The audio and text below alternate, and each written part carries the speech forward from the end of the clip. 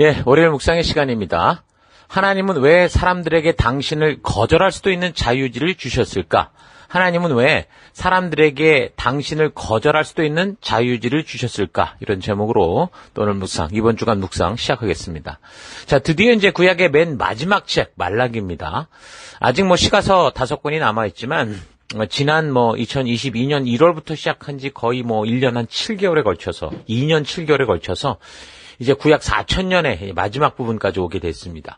신약의 역사는 세례 요한의 등장부터 불과 따져봐야 한 100년, 길어야 200년 정도의 시간인데, 신구약 중간사 400년을 빼고, 앞으로 이제 한 60번 정도의 나눔을 가지면 이제 또 계시록 마지막 역사까지 우리가 다 마치게 됩니다. 그래서 마지막 계시록의 역사까지 다 살펴갈 때까지 우리 같이 힘을 내서 지금까지 살펴왔던 것처럼 꾸준히 이것을 이루어갔으면 좋겠습니다.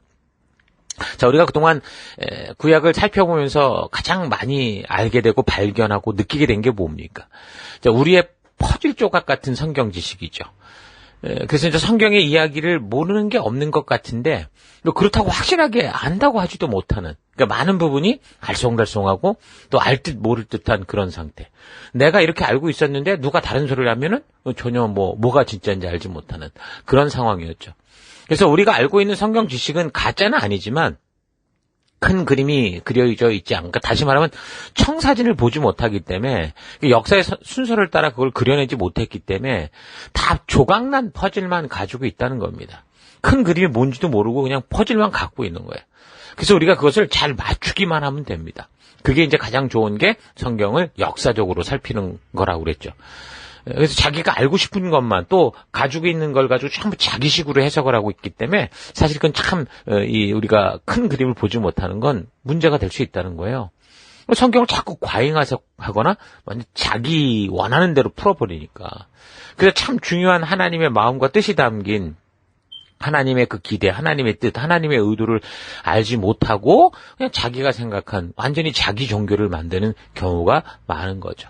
그래서 이런 현상은 본의 아니게 교회 성장과 더불어서 뿌리부터 문제가 발생하는 이 교회 뿌리병에 걸리는 결과를 사실 낳게 돼서 겉은 아무런 문제 없어 보여. 종교적으로 화려해 보이기까지 하는데 뭔가 그 중심에서는 늘 약하고 세상에 자꾸 감염되는 그 병든 모습을 가질 수밖에 없다. 이걸 부인할 수 없는 거죠. 여러분, 남아프리카의 그 오렌지 나무가 병이 걸리는 게 하나 있는데, 그게 뭐냐면 이 나무를 해치는 질병 가운데 가장 큰 문제의 병이 바로 뿌리병이라고 합니다. 그 오렌지 나무가 이 병에 걸렸는데도 어느 시기가 되기까지 여느 때와 다름없이 열매도 맺는다고 그래요. 그 사람들이 나무에 병이 들었는지를 모른다는 거죠. 그러니까 포도나무의 뿌리 진디도 이런 뿌리병의 일종인데, 이 병에 걸린 나무는요, 새로운 뿌리로 접붙이지 않는 한 근본적인 치료가 불가능하다고 합니다. 그러니까 오늘날 우리 시대의 교회와 목회자 성도들은 사회에 희망을 주고 영생, 그러니까 생명의 길을 알리는 나침반과 같은 존재인데, 그게 아니라 한 사회를 망치고 절망에 빠뜨리는 곳이다. 이 사회의 악이다. 그래서 심지어 개독교다라고 하는 이런 식의 이제 부정적인 인식이 너무 강해지고 있죠.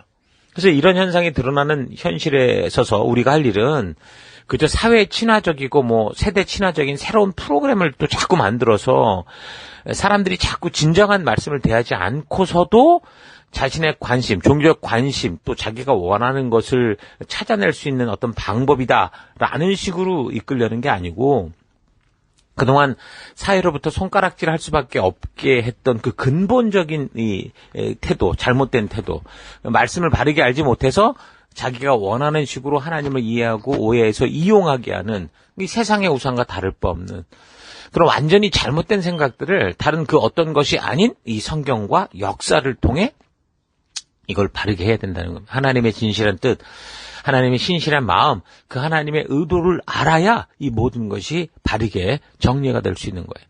전 그래서 자꾸 말하는 게 그게 이제 거듭남이다. 그렇게 얘기를 하고 있습니다.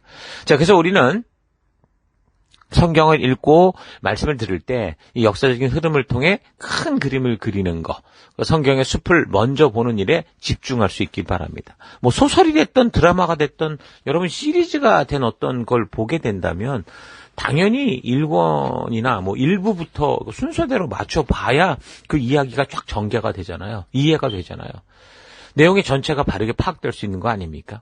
마찬가지로 성경을 보는 방법도 똑같아야 된다는 거죠. 성경을 그렇게 역사적, 연대기적인 순서로 맞추어만 봐도요, 우리가 성경 속에 담긴 하나님의 마음을 이해하고 이 역사의 흐름을 통해 하나님이 지금 하시고자 하는 의도를 우리가 분명히 볼 수 있다는 거죠. 어떤 집회를 통해 신비한 경험을 하고 하나님의 존재를 아는 일이 가능할 수는 있지만 우리가 어떤 상황과 환경 속에서도 하나님의 자녀답게 살아가는 일에는 우리의 근본적인 생각과 가치, 이게 변화가 돼야 되는 거예요. 어떤 한순간의 감정적인 터치를 가지고 되는 일이 아니라는 거죠. 우리의 생각과 근본적인 가치, 태도를 바꿀 수 있는 그 유일한 길은 뭐냐? 그건 다른 게 없어요. 꾸준히 성경을 역사적으로 살피면서 계속해서 하나님이 어떻게 일해 오셨는지 그 하나님의 그 마음과 의도를 반복적으로 살피고 거듭나야 된다는 거죠. 그래야 우리의 가치관, 생각이 바뀌게 되고 생각이 바뀌어야 행동이 진정한 성도의 가치를 따라 변해갈 수 있는 거죠. 바르게 그래서 우리가 성경을 살펴나갈 수 있으면 좋겠습니다. 지금의 성경 66권이 순서적으로 되어 있지 않아요. 어떤 데는 역사의 순서를 따라 가다가 선지서 같은 경우는 한 곳에 몰아놨기 때문에 이게 지금 어디에서 어떻게 벌어진 역사인지가 굉장히 헷갈리거든요. 근데 한두 번만 살펴보면 분명히 알 수 있어요. 자, 이런 식으로 우리가 바르게 성경을 살펴나갔으면 좋겠습니다. 자, 그렇다면 성경을 어떻게 대하고 생각하느냐가 우리가 성경을 볼 때 바른 하나님의 마음을 만나느냐 아니냐, 엉뚱한 미신으로 만드느냐, 이게 되겠죠. 예수님을 하나님의 아들이요 구원자로 믿는 성도라고 한다면요, 성경이라는 게 참으로 유일한 하나님의 말씀, 생명의 말씀이어야 되는데 대부분 교회 나오는 많은 사람들이 이 성경에 대해서 그렇게 생각하지 않는다는 거예요. 자기 생각대로 인식하는 경우가 많죠. 그래서 성경을 뭐라고 내가 생각하고 있느냐, 어떻게 정의하고 있느냐에 따라서 성도라고 불리는 사람들이 성경을 대하는 이 방법과 태도가 다 다르다는 거예요. 어떤 사람들은 성경이 뭐 방언으로 적혀졌다, 이렇게 말하는 사람들이 있습니다. 그러니까 이미 사회적인 문제를 일으키고 이단으로 이제 드러난 그 은혜력 교회 그 신옥주라는 여자 목사가 그렇게 가르쳤죠. 나중에는 막 무슨 죄를 씻는다고 막 따귀를 때리고 막 폭력을 행하고, 그런데도 그 사람들이 거기서 맞고 있잖아요. 이런 사람들은 이 특별한 이 성경의 그 성경이 방언을 했다고 하니 반드시 어떤 하나님의 이 말씀을 통역할 사람이 필요하다고 생각을 하고 누군가 그 특별한 사람만이 바르게 풀 수 있는데 그게 바로 이제 그 목사다, 이렇게 생각하면 이제 끝장나는 거죠. 그래서 특별히 선택받은 자신만이 성경을 바르게 해석할 수 있고 다른 교회 성도들은 이 성경의 말씀을 통해 스스로 하나님의 음성을 들을 수 없다, 이런 식으로 이 은혜력 교회 같은 사람들이 주장을 하다 보니 엉뚱한 사회적 문제가 일어나는 겁니다. 그래서 그 결과는 말세에 대해 엉뚱하게 가르쳐서 그 신도 수백 명을 그 피지라는 그 땅에 몰아넣고 뭐 재산 다 넘겨받고 강제로 일시키며 그렇게 살다가 결국 경찰에 의해 붙잡히게 되지 않았습니까? 거기에다가 조금 전에 말씀드린 것처럼 무슨 죄를 씻는다고 그 사람들 앞에 내놓고 따귀를 갈겨대고 막 이런 일들. 이게 전부 이제 성경을 엉뚱하게 정의하고 있기 때문이죠. 또 어떤 사람들은 성경을 그냥 훌륭한 성인의 글, 뭐 종교의 경전 아니냐, 이렇게 생각하는 경우도 있습니다. 세상에 여러 종교들이 다 그렇게 대부분 교훈적이고 좋은 말을 가지고 있는 경전들을 갖고 있잖아요. 그러니까 자기들의 이 추앙하는 성인, 그 사람의 좋은 말, 그 사람이 생전에 했던 말들을 모아놓고 가르치는 게 그들의 경전 아닙니까? 자, 그래서 그런 성인들의 글을 통해서 깨달음을 얻고 많은 교훈을 받아서 저들의 삶이 새롭게 변화되기도 합니다. 그래서 세상 사람들은 하나님의 말씀인 성경도 다른 성인들의 말들처럼 교훈이 되고 그냥 좋은 종교적 말이다, 그렇게 생각할지 모르지만 근데 성경은 전혀 다르죠. 여러분, 성경의 핵심이 뭐라고 그랬습니까? 성경 그 66권 중에 내위기라고 그랬어요. 성경의 핵심은 내익이라고 해서 그렇게 보면 하나님의 법도와 규례와 명령이 가장 중심적인 내용이지 다른 어떤 무슨 교훈이 되는 성인의 글들이 적혀져 있는 게 아니라는 거예요. 예수님께서도 그런 하나님의 법도와 규례와 명령을 우리가 지켜가야 되는 마음의 태도, 그 중심에 대해 말씀해 주시고 가장 중요한 하나님의 사랑과 그 법도와 규례와 명령을 주신 하나님의 의도에 대해서 말씀해 주시고 그 오해된 것을 다 바로잡아 주셨잖아요. 그래서 직접 그 사랑을 실천해 주신 그런 삶을 살았단 말입니다. 그래서 결국 예수님이 말씀해 주신 모든 말씀의 핵심도 결국 그 중심이 어디에 있냐면 그 신의 산 언약, 하나님의 말씀, 그 법도와 규례와 명령에 대한 하나님의 의도에 대한 것이다라는 걸 알 수 있습니다. 성경이 어떤 책인지를 오해하지 말고 하나님께서 우리에게 창조주로서 말씀해 주신 그 생명과 축복의 말씀임을 바르게 알도록 창세로부터 역사를 따라 그래서 차분하고 바르고 또 빠르게 살펴가는 우리가 되어야 되는 겁니다. 성경은 어떤 아버지가 죽음의 길을 달려가고 있는 자녀를 향한 안타까운 외침으로 가득 차 있다고 보면 돼요. 우리를 창조하신 창조주 하나님 아버지께서 그 창조주 아버지를 버리고 자기 길로, 다시 말해서 죽음의 길로 가버린 그 피조물 된 백성들을 부르시는 거거든요. 돌아와라. 성경의 많은 책들 속에 그 다 대부분의 메시지가 돌아오라는 거 아닙니까? 그래서 성도들에게 성경은 창조주 아버지 하나님이 잃은 자녀를 향한 안타까운 아버지의 편지다. 이런 사실을 우리가 기억하고 봐야 됩니다. 그래서 우리가 지금까지 구약 전체를 살펴보았듯이 성경이 무슨 방언으로 돼가지고 도저히 이해할 수 없는 그런 내용들입니까? 아니에요. 우리가 역사를 바르게 순서를 따라 보지 못했기 때문에 어려울 뿐이었다는 거죠. 또한 이 성경은 무슨 종교 경전의 글이나 성인의 글이라고 하기에는 그 내용이 좀 그렇잖아요. 뭐 별 수치스러운 내용까지 다 있지 않습니까? 그러니까 이건 전혀 그런 게 아니라는 거죠. 그래서 우리가 확인한 구약 성경은 역사를 통해 하나님께서 그 자녀된 백성들을 향해 돌아오라고 하는 아버지의 안타까운 외침이었던 겁니다. 그러니까 성경은 방언도 아니고 단순한 종교 경전이나 성인들의 글이 아니라 우리를 창조하신 창조주 아버지의 안타까운 외침이라는 것. 그래서 그 기록 속에 하나님의 애타는 마음이 담긴 것. 뭔가 하나님의 분명한 의도가 있다라는 걸 잊지 말고 성경을 대하시기 바랍니다. 자, 그런 관점에서, 그러니까 아버지의 편지라고 하는 관점에서 구약의 처음 창세기부터 다시 전체적으로 생각을 해보면 하나님은 사람을 창조하실 때 흙으로 지으셨지만 어떤 존재로 세웠습니까? 자유지를 지닌 그런 소중한 인격적 존재, 거의 신과 버금가는 존재로 창조하셨습니다.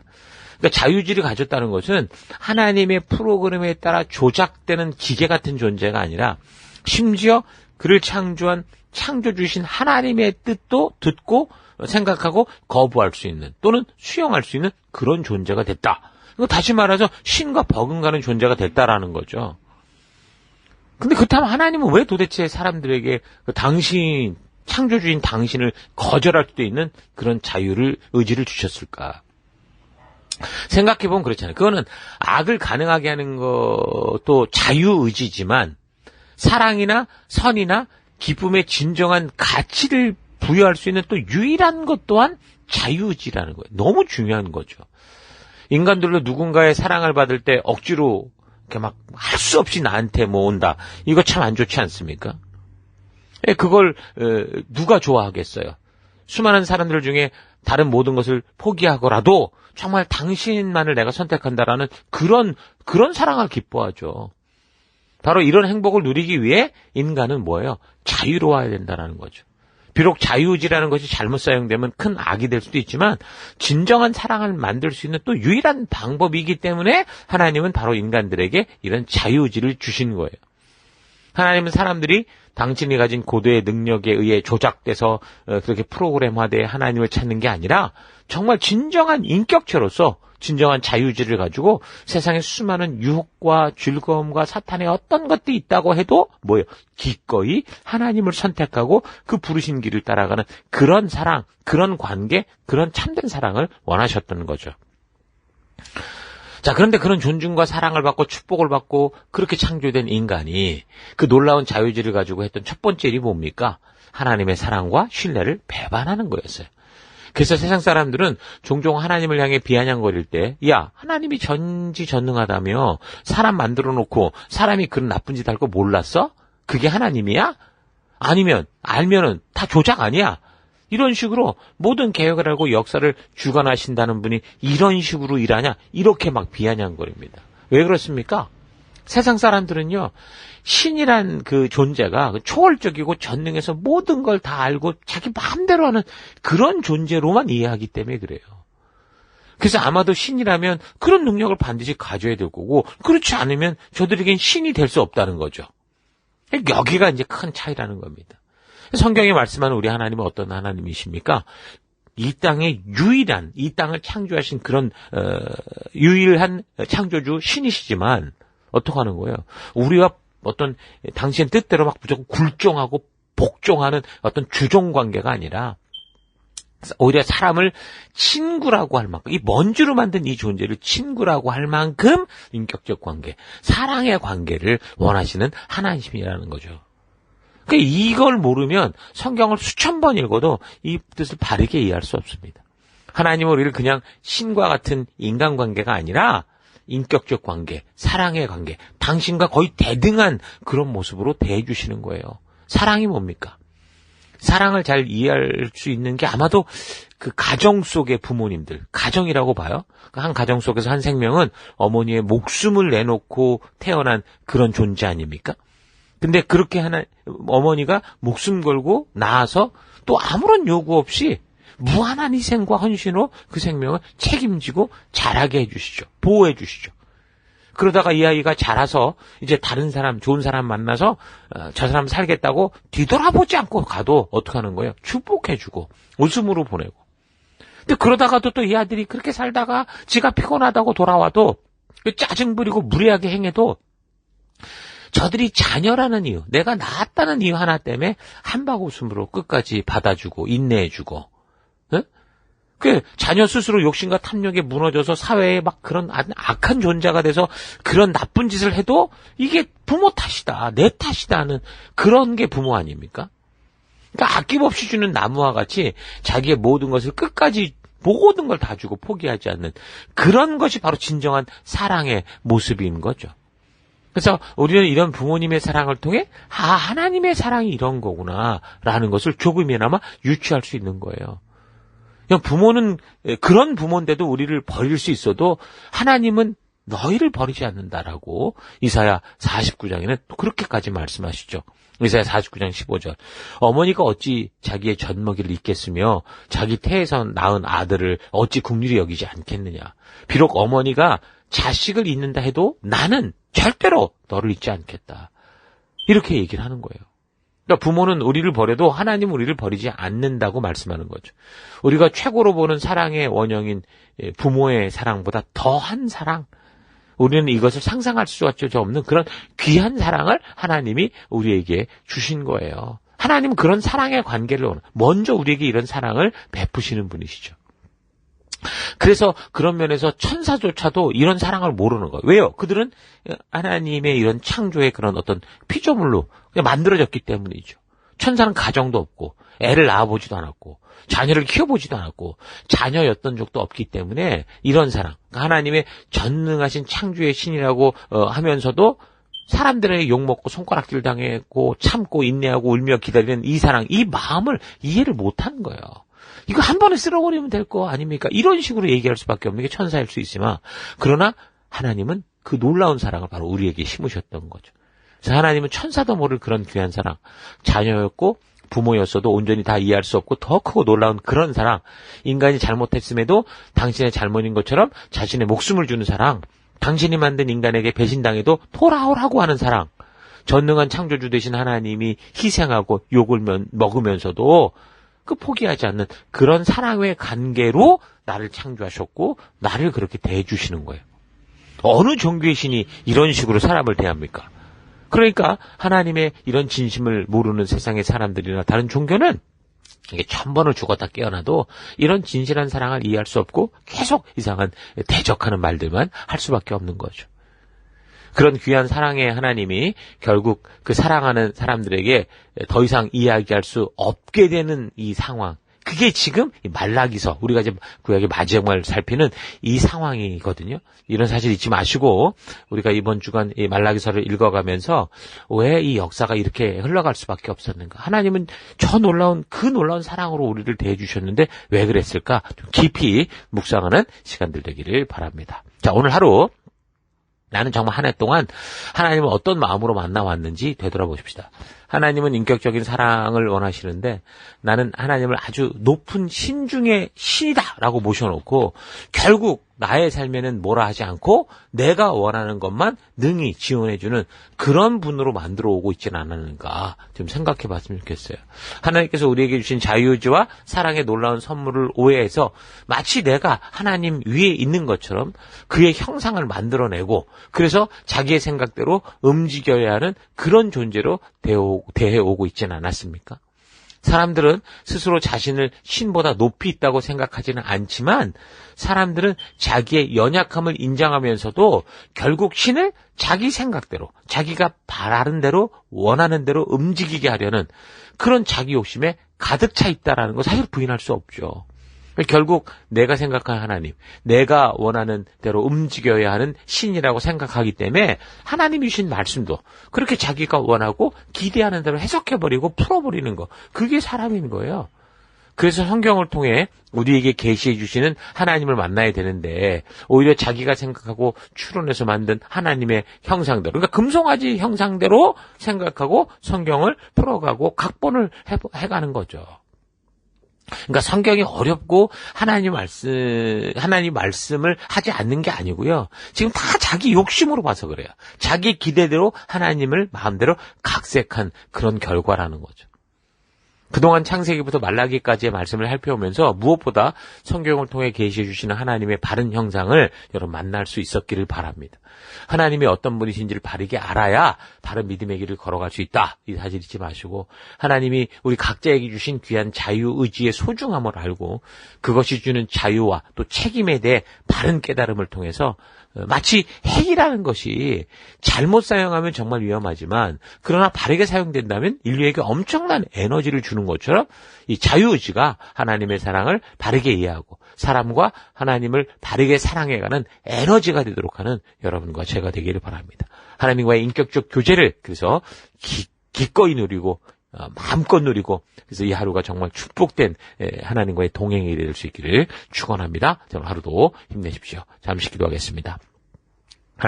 하나님께서 온전한 사랑을 위해 우리에게 자유의지를 주셨는데 나는 그것을 가지고 하나님을 내가 원하는 대로 움직이려고 했던 것을 회개합니다. 사랑의 관계를 원하시기에 우리에게 강력하고 강권적인 힘이 아니라 말씀으로 하시는 하나님이심을 기억하여 그 하나님의 진심이 담긴 성경을 통해 하나님의 깊은 마음을 진심을 알아가는 내가 되기 원합니다. 하나님의 진심을 보여주시기 위해 인간의 몸으로 이 땅에까지 오셔서 십자가에 달리시고 돌아가신 예수님의 그 사랑을 통해 하나님의 진심을 바르게 만나고 그래서 우리 하나님과 동행하는 언약 백성으로의 삶을 성실히 살아가는 오늘 하루 내가 되길 원합니다. 그 길로 이끄시고 인도하시고 동행하신 하나님 감사드리고 찬양하며 예수님 이름으로 기도했습니다. 아멘.